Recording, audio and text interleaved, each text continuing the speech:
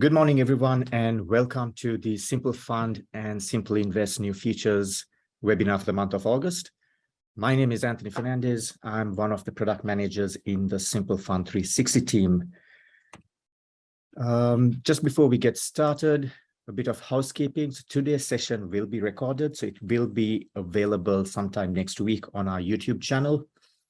For those of you that haven't seen our YouTube channel before, just go on to and search for BGL Corporate Solutions, and you'll be able to see under the videos tab essentially all the trainings as well as past webinars that we've conducted. So it's all accessible through our YouTube channel. Everyone who's registered for today's session will get an email with a link to that recording as well for today's session. So yeah, if you have to jump halfway through, don't worry, you'll get a link with the recording for I guess your viewing pleasure later on. I put every single attendee on mute. If you do have any questions, please do type it into the Q&A panel. I've got a few colleagues from the product teams logged into this session as well that will help out with questions. So please type them in as I go through today's session. In terms of what I'll be covering, so it's a lot to get through. It's 2 releases that we'll be going through the features and the improvements for. So that's the release that went out last Thursday, as well as the release from the end of July. So I think it was the 28th. So 2 releases. Let's jump straight in. So the way I'm going to, I guess, tailor today's session is I'll first go through the Simple Fund 360 only features and improvements, followed by the Simple Invest and Simple Fund features improvements, and finish off with just the Simple Invest features. Okay, so to start off, we'll jump straight into the Simple Fund 360 features. And I guess the main feature that we got out in the last, I would say, 6 weeks or so is that we got PAYG lodgements to beta. Just want to give a heads up and a thank you to a lot of clients who've given us feedback when we got that release out. We wanted to get that release out before the lodgement deadlines of the 15th of August. We were able to therefore get that feedback that we required. And we've done some improvements as of last week's release as well to incorporate some of those changes that a lot of you requested. Okay, so just going into what the PAYG lodgements are, just a big picture sort of setup of it is we allow you to prepare and lodge both PAYG summaries for income streams and lump sum payments. So that's just the big, I guess, let's say high resolution view of it. Just to give you some detail as to what's covered, so I'll just take you through some of the compliance behind the scenes. So the type of pensions that we do support is we've categorized it into 2 groupings. So you got your non-cap defined benefit income streams, which includes your account-based pensions, your TRIS in both accumulation and retirement, and your market-linked pensions that started post 1 July 17, as well as your allocated pensions. Then you've got your cap defined benefit income streams, which are your complying, market-linked prior to 1 July 17, reversionary market link where the members when the members over 60 at date of death, and your complying reversionary pensions as well. So where the member was over 60 at the date of death. So those are the 2 categories, and why that's important is how we group these payments into the forms, because there are rules behind how you can group them in a particular form. So for example, with your non-CDBISs, you could have multiple income streams on the one form, whereas with your CDBIS income streams, you need to have multiple forms. You can't have a mixture of both CDBIS and non-CDBISs in the single form. So there are rules behind, I guess, how those forms are populated. And as such, that's where the categorization comes in. Okay, so let's jump in and have a look at the feature itself. Okay, so you should be able to see, let me just make sure I'm sharing my screen. Yep. You should be able to see the PAYG summary dashboard. So to access it, you're going through compliance, PAYG summary, payment summary. When you come in, what you'll notice is you've got two tabs. You've got your super income stream payments as well as your super lump sum payments. Now, all this screen essentially does is it filters through the transactions coming in from the ledger. So the data is actually populated from your transaction screen.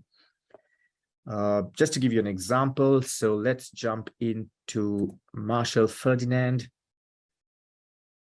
So this particular form, I've actually got it validated already. So as you can see, the status is sitting there as validated. At any point in time, you can come print the PAYG summary from that screen. So let me quickly generate that for you. So it'll generate the essentially the PAYG form with the relevant information that's, like I said, come through from the transaction screen. Just be mindful that this cannot be lodged through to the ATO, as the ATO requires, when I say lodged, can't be mailed, like it can't be manually lodged through to the tax office because they require it on their own stationery. However, you could use it to essentially as a pro forma to populate the actual ATO form.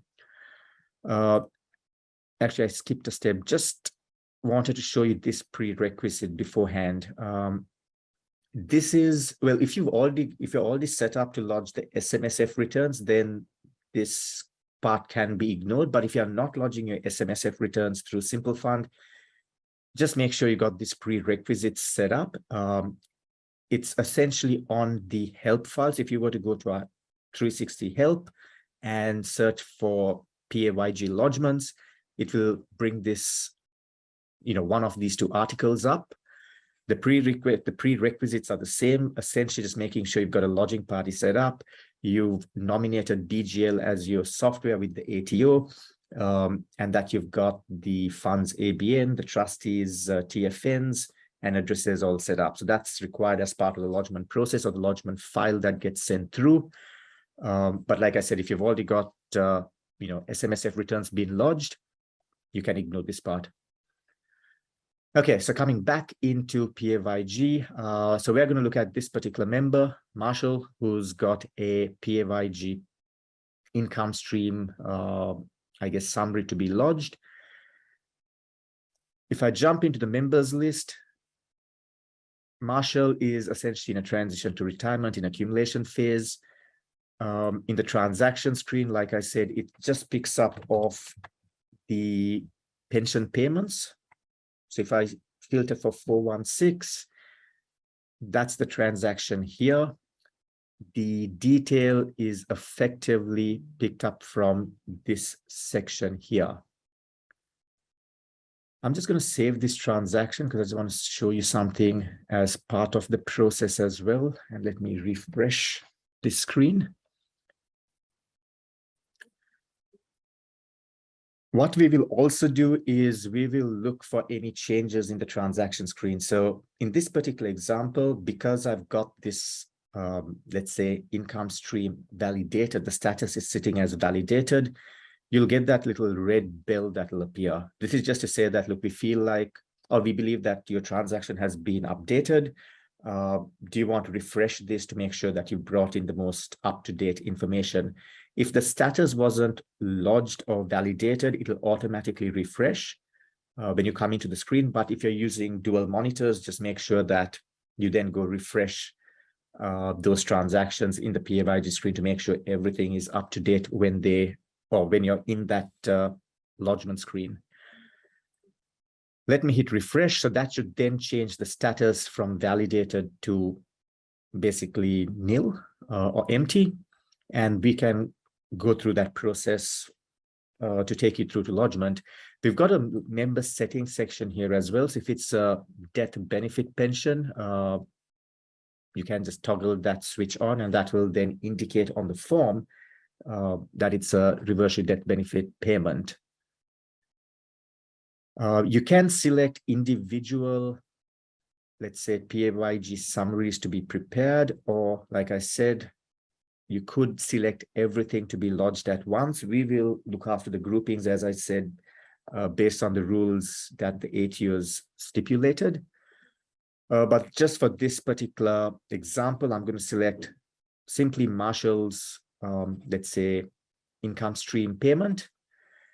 If you're lodging it directly on the or through ATO online services, or if you manually lodge the form, just for record keeping purposes, you can manually mark it as lodged, and it would move it across to the lodged, or it'll bring in the status of lodged. If not, we go into the review and lodge section here. So just click on review and lodge. What you can do is then, so if you've got multiple pension payments during the year, and you want to change some of the tax components, you can do it through this particular review screen by adding an adjustment. Like I said, thanks for the feedback that was sent through. We don't currently calculate the tax offset. It is on our to-do list, which is why the feature was put out in beta. We just really wanted to get some feedback before the end of the lodgement deadline. It's on our to-do list, so stay tuned for that. But at the moment, you'll need to sort of manually complete that field where there's a tax offset amount to be reported. If, for example, you don't want to go back to the transaction screen and update the other tax components, you can, like I said, just update it here. It allows negative amounts as well. So if you wanted to move $100 across, you could simply do that. It will essentially print what's on this total row or record on the form itself.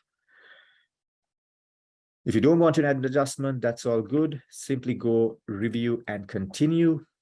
And in here, you can regenerate that PAYG payment summary. You've also got the lodgement declaration there as well. And simply, it's a matter of just validating the form. Similar to your SMSF returns, we'll go through the validation rules to check for certain mandatory fields. It does the same sort of validation with the same sort of ATO rules that the lodgement would do. It'll give you the status of validated, when it was validated. If the validation's failed, it'll give you the reasons as to why it's failed as well. And essentially just continue and lodge. That's the process, pretty much, is going through, making sure the transactions are entered correctly based on the rules that I stipulated. It'll come through. So for example, if it was a pension payment for a member who's over 65, you wouldn't even have it appearing on that PAYG screen. So it'll have, based on the rules, it'll filter out the transactions that do need to come into that PAYG screen for lodgement. And yeah, just go through the lodgement process. So I'm going to come back into the dashboard. So that's your super income streams. Let's next look at lump sum. So these are the lump sum or the transaction types that we will support. That's your cashing out benefits paid, contribution splitting, death benefit payments to both non-dependents and trustees, first home super saver, transferring from one super to another, early access, and just with the tax components, based on the member's age, we will, I guess, determine what components come through. So if the member is under 60, it'll bring through both the taxable taxed and taxable untaxed. If the member is over 60, or 60 and over rather, it'll just bring in the taxable untaxed. The exception to the rule is with your death benefits to non-dependents and trustees, it'll bring through both taxable taxed and untaxed with no range restriction. Just with your tax-free component, it's not mandatory to be sort of reported. As such, we don't populate it. Lump sum essentially, again, comes through the transaction screen. This time, instead of 416, you're looking for 460. And that's this transaction here. Like I said, it just picks up the information that's in the transaction screen, what the various tax components are. And that's essentially what gets filtered into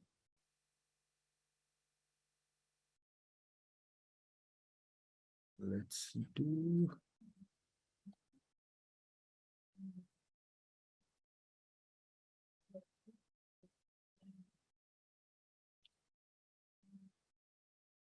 So if I select it to be sort of to go through that lodgement process, you will see the essential transaction with the various tax components. You can edit the transaction to change those tax components if need be. With the lump sums, it's one form for each record. So unlike with the income streams where you can have the multiple pensions on the single form, with the lump sums, it's a one-to-one sort of relationship. So that is why we just allow you to edit the record itself. The process is essentially the same. You've got the PDF that you can generate from either the main screen or from the validation and lodgement screen. With your PAYG lump sum summaries, you don't need to prepare a summary statement if it's been electronically lodged. Now, that was a question that came through, I guess, as part of that whole, that previous month when we had it out in beta. You don't need to lodge a summary statement where the summary has been electronically lodged through to the tax office. But the process is essentially the same. You've got the lodgement declaration, validate form, and you'll go through the validation process, do the checks as I mentioned previously. So the workflow is identical.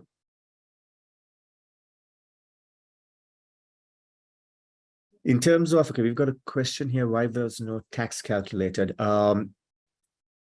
Okay, so the components that come through at the moment, we just simply pick it up from the transaction screen. So if nothing's been recorded in here, that the lodgement screen wouldn't have any tax components in there either. So just make sure that the tax withheld or the various other components are populated in the transaction screen itself. But do bring that feedback across to us. Use the feedback button to provide any sort of things that we are missing as part of the whole process, things that you'd want us to calculate. I guess as part of the compliance behind it all, just do bring that feedback across to us and we will endeavor to have those improvements in future releases.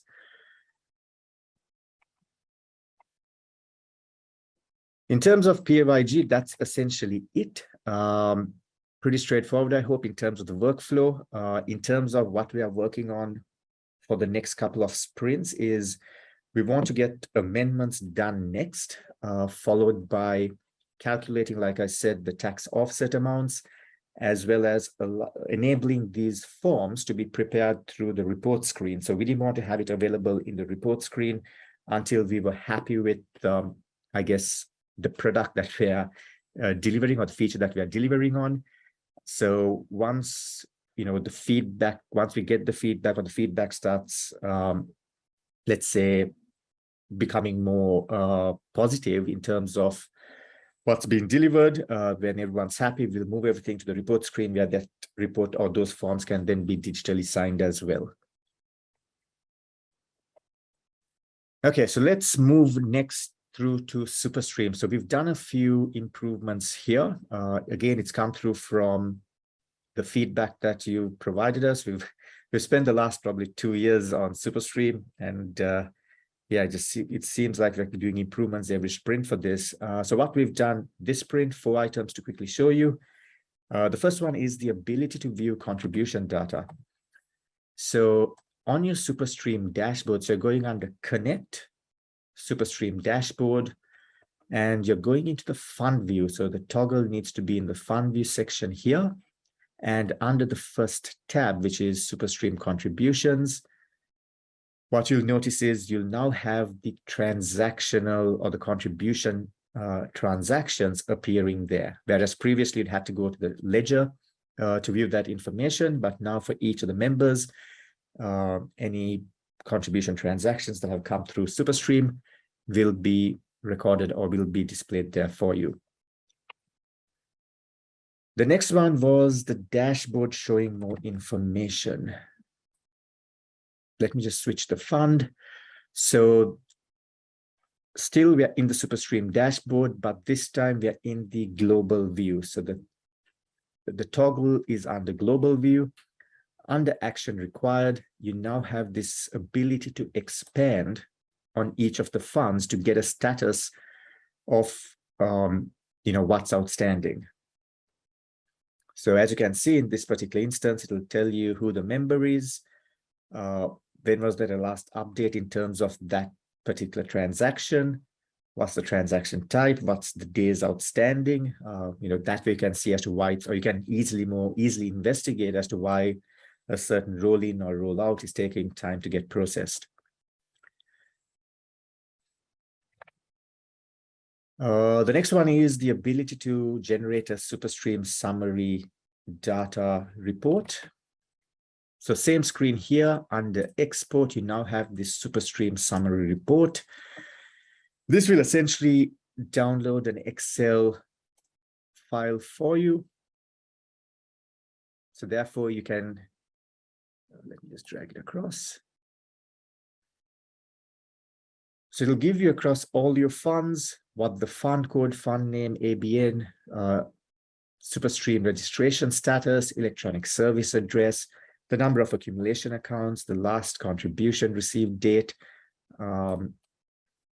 if there's any outstanding rollovers or release authorities, as well as with the account manager is. So you can actually filter. So if you can, essentially, given that it's a Excel file, you can add a filter across all the column headings and filter this report based on the information you want to source.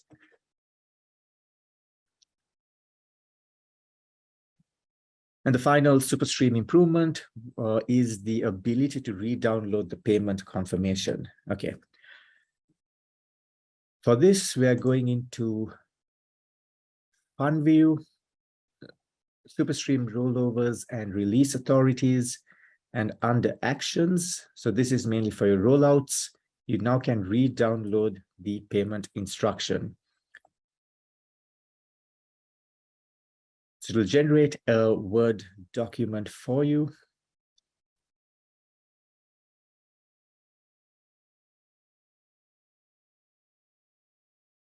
Essentially indicating what the bank account where the payment should go into, along with the payment reference number. So this is what's important, because this is how, in order for payment to be successful, you need to make sure that the reference number is identical to what is being generated. But you could essentially print this out at any point and give it through to the trustee to make sure the payment is made to the correct bank account with the correct payment reference number. So that's just to re-mention where you generate this from is Fund View, Superstream Rollovers, Release Authorities tab. Under Actions, it's Download Payment Instructions.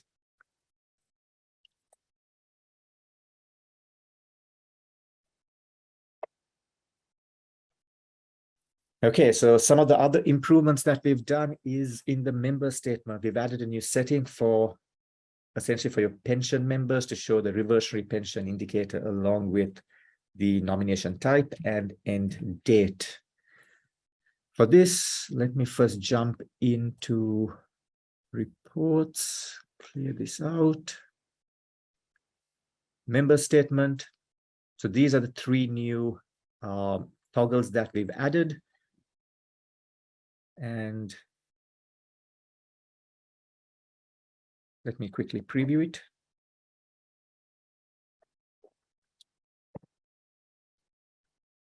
Okay, so like I said, this is more for your pension members. So what it'll say is if there's a reversionary pension, it'll tell you who the beneficiary is, what the nomination type is, as well as the end date. Now, where it picks all this information from is in the member screen. So we're looking for Alan Ferdinand. If I jump into the member screen, there's a account-based pension here under Alan, and it's through this section here. So that's where the member statement picks that information from. If you don't want that information printing on the member statement, like I said, just switch the toggles off. But if it's something that you'd like to have, definitely have it switched on. We've also added 6 new mail merge fields. So for those of you that aren't aware of what mail merge fields are, it's essentially gives you the ability to create your own custom letters. We've added 6 new. These are for electronic service address, which gets picked up from your fund detail screen. The notes section that gets picked up from fund dashboard. A mail merge field for carry forward capital losses from prior years, as well as capital losses carried forward to later years. Director ID and who the SMSF expert is from the fund relationship screen. Just to give you a quick preview of, for those of you that don't know what a custom report is, it's essentially through the report screen. You're able to create your own custom reports, as I previously mentioned. If you click on the add custom report, that green little button, it'll give you this pop-up and essentially give you a list of all the mail merge fields that are available. So this is the full list for those of you that haven't seen this before, so where you can grab essentially data from the database to create your own custom reports. So that's the full list here for those of you that are interested.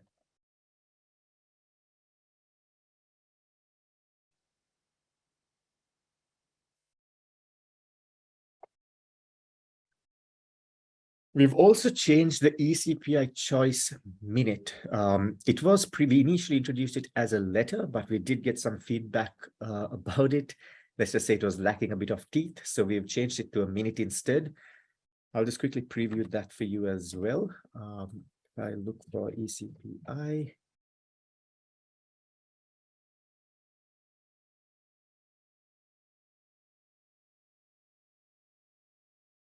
So it's essentially where you've got in the financial year what they call a deemed segregated period. And essentially the trustees have the choice of using the proportionate method for the full year or still account for that deemed period sort of as a segregated period within the financial year.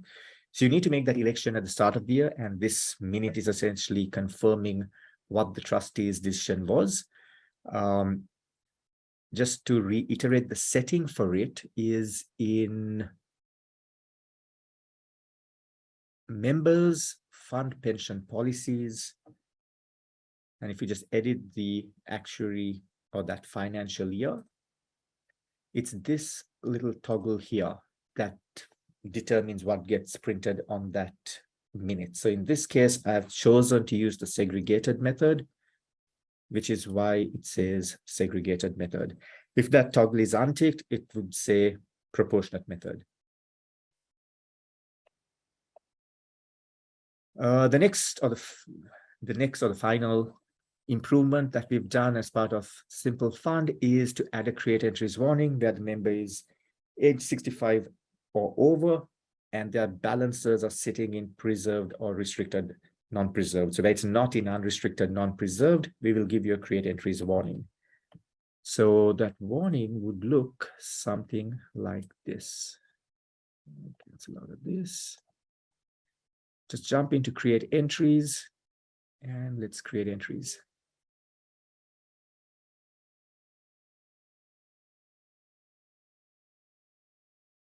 So it's that alert at the bottom there, just to indicate that the member has turned 65 and the components are not in unrestricted. So it's something that you should then investigate as to why.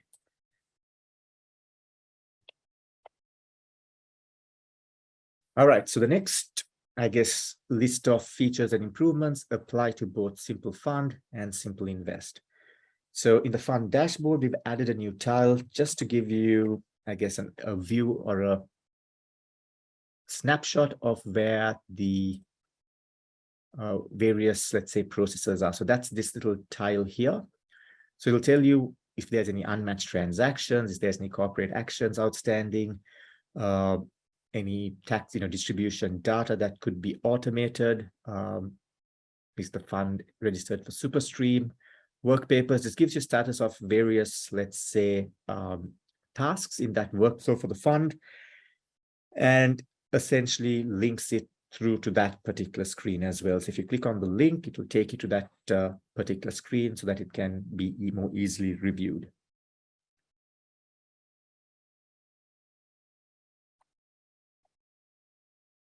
We've also added a new broker, Hewison Private Wealth, as well as a new feed for IWF Group.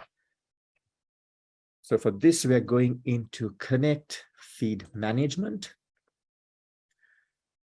With the broker, you need to be signed up for our shared data pack. And if you are, you're just coming in under Contract Notes, Setup, and just search for Hewison, and it should be there for you to then sign up with. In terms of the IWF group, in this case, you're going under the wraps and platforms. Again, Setup, IWF, and IWF group is there. So it will bring through your cash, investment, and income transactions. So those are essentially those are transactions that will be brought through overnight once you've signed up for that particular feed. We've also added over 150 entities into that distribution tax data automation process. For those of you that want a list of all the, I guess, the entities that have been added for that tax data automation, for that list, you're going into compliance and distribution tax automation. And there's this supported securities button here, which gives you the full list for, it's defaulted to the current financial year. Plus, you can even look at the previous years as well. So 150 added in the last 6 weeks. We'll keep adding to it as we get more statements come across. And yeah, so that'll keep sort of beefing it up. We've also added a new tax reconciliation summary report.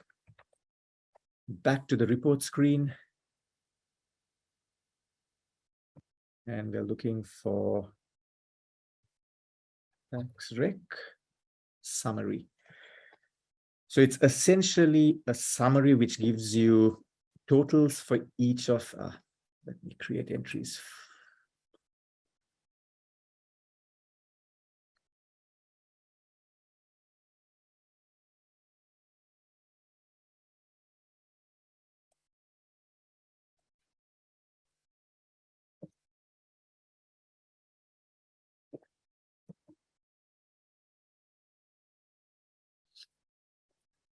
Essentially, all it is for each of the labels on the tax return, it just gives the total. Now, you still got the tax reconciliation report, which gives you the transactional detailed breakdown, but this is just a summary for each of the labels. This was predominantly requested by our Simple Invest clients, but yeah, we just added it for Simple Fund as well, because I assume some of you might find it useful. But yeah, so that's the summary tax reconciliation.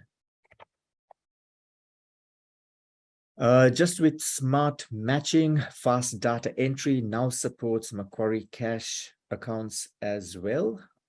Just quickly preview this for the BHP in specie dividend with Woodside, the Gold Road Resources, Valley Seas merger with Laguna Bay as well.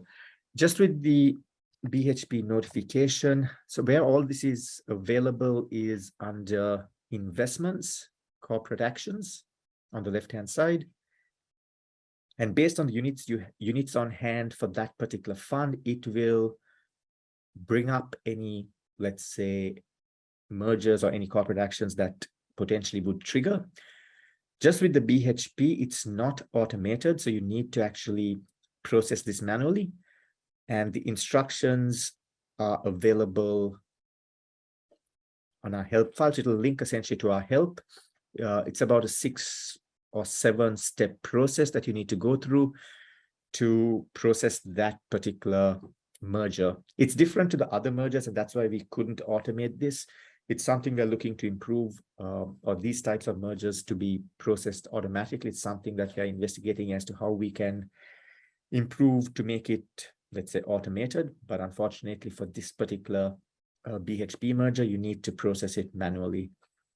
But we will, however, identify it within the fund under the corporate action screen with the instructions on how to process it. Cool. And to finish off, we'll have a look at some of the simple invest features that were added. So the first two is there's a new dividend payment screen along with a dividend statement report. Let me switch over to a company. Okay, so we're going into compliance, period compliance. You go through the usual process. So let's calculate taxable income for this particular company. And now you have this new screen here, which is your dividend payment screen. If you've got the different shares allotted within this company already, which is done through the shareholder screen here, that will then appear on sort of the top right section of the screen. You can then allocate the dividend amount based on a percentage or even a dollar value. You can put in the franked amount as well. It will do a check to make sure that you're not allocating more than what's available. So it'll tell you what's available, and yeah, so it'll make sure that, so it does some checks in terms of making sure that you're allocating the right amounts. If you don't have the shares or the allotment of shares properly stipulated within the product, you can still do it at a per member level. And essentially just hit post and continue. And what it'll then do is it'll post the transactions to the ledger. And if I quickly jump into the transaction screen, it's under system journals. So this is, for example, the dividends that it's paid for each of the members.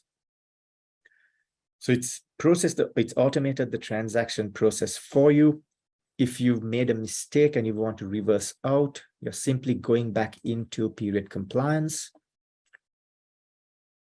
pay dividends, and there is a button here just to reverse out the dividends, and that will clear the transactions from the ledger and bring things back to the way they were post calculation of tax. Just some reports that report that we've added as part of it is the dividend statement. So you could give this to your members of the company, which will indicate what the dividend payment is, the bank account details. So essentially just, yeah, a dividend statement for each of the members.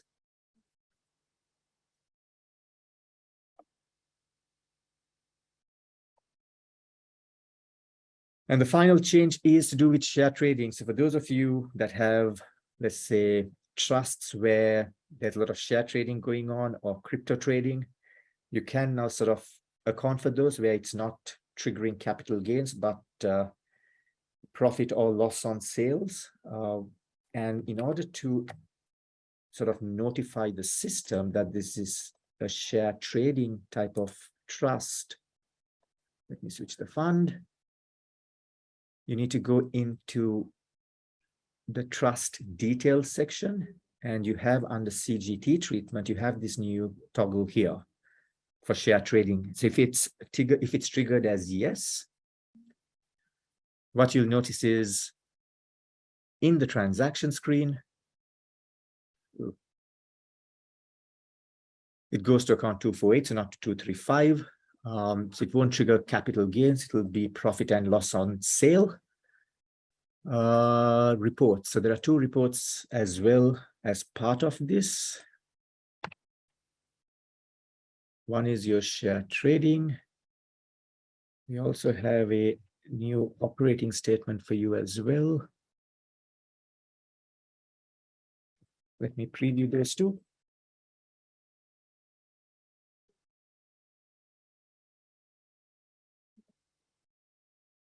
So it will give you at a parcel level as to what the taxable gain and loss is.